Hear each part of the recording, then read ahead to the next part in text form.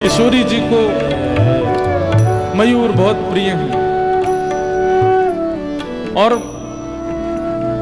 महाराज जी हमारे ब्रज में कहें सहज स्वभाव पर्यो नवल किशोरी जी को मृदुता दयालुता कृपालुता की राशि है। किशोरी जी का स्वभाव कैसा है कि किशोरी जी जब चलती हैं ना तो और व्यक्तियों के चलने पर तो छोटे छोटे कीड़े भागते हैं कि हम पर चढ़ नहीं जाए, लेकिन किशोरी जी जब चलती हैं तो जो सामने मार्ग में अगर चेंटी भी आ जाती है ना तो वो भी भागती नहीं है कि इनके चरणन के नीचे मैं आ जाऊं, मुंह पताओं में मरूंगी नहीं। इतने कोमल चरण हैं किशोरी जी के, मतलब इतनी सरल स्वभाव की हमारी श्री जी हैं कि छोटी सी चींटी भी उनसे डरती नहीं है। भय तो दूर दूर तक किसी के चित्त में नहीं है किशोरी जी के प्रति। हमारे ब्रज में सब लोग इधर देखो, ध्यान से सुनो। मोर का स्वभाव होता है कि वो बहुत संकोच करता है, इतना संकोची होता है। अगर मोर आपके सामने खड़ा है, आप एक पग भी उसकी ओर चढ़ेंगे ना वो तुरंत उड़ जाएगा वहां से, इतना संकोच में रहता है। किसी व्यक्ति को अपने समीप आने नहीं देता। किसी के बहुत समीप यदि मोर आ जाए तो समझ जाओ कि उस पर ठाकुर जी की बहुत बड़ी कृपा है।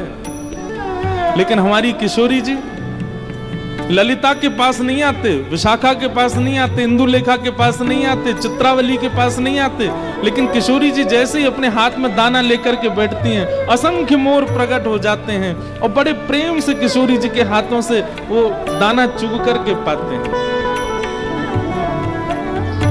किशोरी जी का नित्य नियम है, निकुंज में जाती हैं, रास विहार करती हैं, लीलाएं करती हैं और फिर संध्या के समय वृषभानु भवन से कुछ दाने लेके आती हैं दाल आदि के और उनको हाथ में लेकर के बैठ जाती हैं। मोर दूर खड़े प्रतीक्षा करते हैं कि श्री जी कब बैठेंगे और हम कब समीप जाएंगे, और फिर बड़े प्रेम से उन मोरों को किशोरी जी दाना पवाती हैं। सकुच सकुच मोर तहावत, सकुच सकुच मोर तहावत, सकुच सकुच मोर तहावत, सकुच सकुच मोर तहावत,